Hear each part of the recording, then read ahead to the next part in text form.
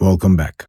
Let's talk about radio systems, one of the most crucial and almost always misunderstood areas in Pro AV. You are surrounded by those every day: Wi-Fi, wireless microphones, Bluetooth, remote controls, and GPS. They all depend on radio waves carrying information through the air. By the end of this video, you'll know the core principles behind radio, wireless, and RF, plus what makes a good antenna setup and how diversity systems prevent signal dropouts in real-world venues. In this video, we will talk about how wireless works, transmission paths, spectrum management, and antennas. People often use radio, wireless, and RF interchangeably, but they mean different things. And in Pro AV, that difference matters. Radio specifically refers to a slice of the electromagnetic spectrum that is 3K up to 3 gigahertz. It's all about electromagnetic waves generated by alternating current. Your classic radio station signal is just one flavor of this. RF, short for radio frequency, means any signal that falls within the same range, whether it's actually traveling through the air or just inside a copper cable. Wireless is broader. It covers any signal that is not traveling through a physical wire or fiber, including radio, infrared, and even laser. So all radio is RF, but not all RF is wireless, and not all wireless is radio. So how does wireless work? Let's unpack transmitters, receivers, and modulation.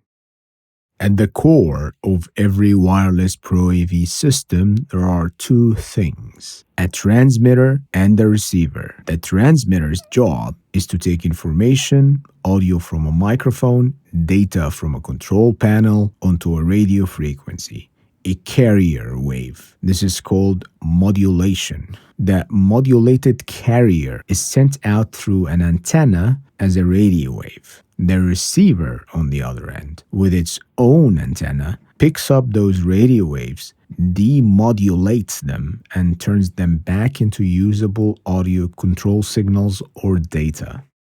A key concept to understand is the frequency of the RF carrier must be at least twice that of the highest frequency in the information being carried. That is why you'll see wireless audio systems operating well into the VHF and UHF bands. Let's take a look at the real-world challenges. Transmission paths. Radio waves radiate out in straight lines from the antenna. Ideally, you want clear line of sight between transmitter and receiver. Lower frequencies pass through buildings better than higher frequencies, but can reflect off the ionosphere. They are great for long distance. Higher ones, shorter wavelength, can get blocked by walls, people, or even rain. In venues, signals can bounce off walls, floors, or metal objects, arriving at the receiver out of sync and potentially canceling each other. In such venues and when you are working in the field, it's important to manage the spectrum. The radio spectrum is a crowded resource. It's precious. It's heavily regulated worldwide. Each region allocates specific bands for broadcast, public safety, mobile phones, wireless microphones, Wi-Fi, and so on. For Pro AV, VHF, which is 3 meg to 300 megahertz, includes wireless microphones, IFBs, and comms.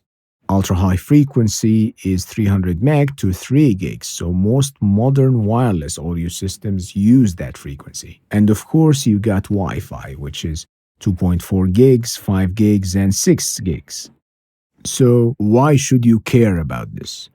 If you decide to use the wrong band or interfere with protected frequency, you risk A, legal trouble, and B, technical chaos on the job. So it's important to check your local rules, so verify spectrum allocations before planning an installation.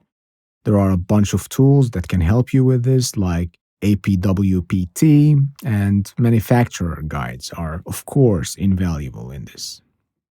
Recall that we mentioned that transmitters and receivers use their antennas to modulate and demodulate the signal. So let's unpack this. Statistically, a bad antenna setup is the number one cause of wireless system failures in Pro AV. Antenna types come in various types and orientations. Two main types that we are going to cover are the omnidirectional antennas and the directional ones. The omnidirectional ones are compact, easy to mount, they radiate equally in all horizontal directions. They are ideal for handheld, body packs, or portable devices. The parabolic ones are directional antennas. They focus energy in a tight beam. They are great for point-to-point links, satellite, or bridging large distances. They are really not ideal if you need coverage everywhere in a venue. And remember, with antennas, orientation is critical. So if both antennas, transmit and receive, are aligned, say both vertical, you will get the strongest signal. Cross-polarized antennas can drop your signal strength drastically. And remember that ground planes and physical setup play a huge role. Many portable antennas need a ground plane, usually the case, chassis, or rack they are mounted on. Too small of a ground plane equals reduced range, and this is a higher risk of dropout. When you are out working in the field in event venues, you will find out that wireless signals can get reflected, which in turn can cause dead spots, i.e. signals cancel each other out. Diversity systems solve for this. They use two or more antennas separated physically or oriented differently. The receiver continuously compares signals and picks the best one, and even sometimes combines them. This drastically reduces the risk of dropout and audio glitches. So, key takeaway for us. Understand that radio is not equal RF, is not equal wireless, but you need to understand all three. Wireless Pro AV needs planning, so always choose the right frequency band, check local regulations, and always verify site-specific factors. So make sure you understand the building layout, the interference sources. Your choice of antennas matter. A well-matched, properly oriented antenna can make or break your installation. And whenever possible, use diversity. It's your insurance policy against signal dropouts. And of course, check for interference. Always scan for existing signals before deployment. Interference is more common than you think. Here is what we covered in this video. We talked about how wireless works, the transmission paths, spectrum management, and antennas. That's it. Thanks for watching.